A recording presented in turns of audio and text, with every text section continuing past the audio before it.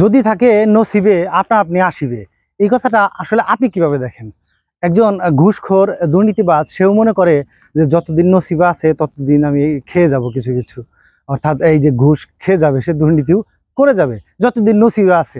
দেখা যাচ্ছে চাকরিকালের শেষের দিকে সাধারণত একজন কর্মকর্তা ঘুষ খাওয়ার সুযোগ পায়। দেখা যাচ্ছে তার চাকরির বয়স দেখা যাচ্ছে 57 বা 55 এরকম, অর্থাৎ 4-5 বছর সে ঘুষ খাওয়ার সুযোগ পায়। এবং শেষের দিকে এসে সে নামাজ কালাম ঠিক মতো পড়ে, এবং সে কিন্তু এটি বলেই দেয় যে আল্লাহ যতদিন নসিবে রাখছে ততদিনই একটু খেয়ে যাব, তারপরে তো যখন চলে যাব তো যাবই। এগুলো আসলে কি নসিবে রাখে? এগুলো নসিবে রাখার বিষয়? এই ঘুষ খাওয়া, মানুষকে ঠকানো, মানুষকে কষ্ট দেওয়া, এগুলো তো নসিবের বিষয় হতে পারে না। অন্যদিকে একজন চোর, সেও কিন্তু চুরি করে আর ভাবে যে নসিবে থাকলে ধরা পড়বো না, আর যদি নসিবে না থাকে তাহলে ধরা পড়বো বা চুরি করতে পারবো না। তো এই যে ব্যাপারগুলো, এই ব্যাপারগুলো আসলে আমরা অনেকে যেভাবে ভাবি যে নসিবে থাকলে আপনা আপনি চলে আসবে, বা যতদিন নসিবে থাকবে ততদিন আমি খেয়ে যাব। তো চুরি বা দুর্নীতি, এগুলোতে উপরওয়ালা তো আসলে সাহায্য করার কথা না, বা উপরওয়ালা সাহায্য করবেন না। তো এগুলো থেকে আসলে আমাদের বেরিয়ে আসতে হবে।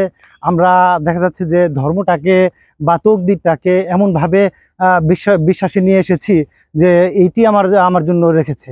একজন ভিক্ষুকও মনে করে যে আমার রিজিকটা আল্লাহ এইভাবে রেখেছে, তাই আমি ভিক্ষা করে খাচ্ছি। আসলে কর্মের মাধ্যমে যে আপনার পরিবর্তন হয়, তকদিরে যে পরিবর্তন আসে, এবং আল্লাহ তাআলা বিভিন্ন কিছুতেই বলছে যে তুমি এগিয়ে আসো, তুমি যতটুকু এগিয়ে আসবে তার অনেক গুণ আমি এগিয়ে আসবো তোমাকে সাহায্য করার জন্য। তো আসলে এই ধ্যান ধারণা থেকে বেরিয়ে আসতে হবে যে আমি অপরাধ করব, সেই অপরাধ আসলে আগেই লিখে রেখেছে যে আমি এই অপরাধটা করব। ব্যাপারটাই আসলে সেরকম না আমরা যেভাবে ভাবি। তো আপনাকে নিজেকেই সাবধান হতে হবে, ঘুষ থেকে বেরিয়ে আসতে হবে, দুর্নীতি থেকে আপনার নিজেকেই বেরিয়ে আসতে হবে।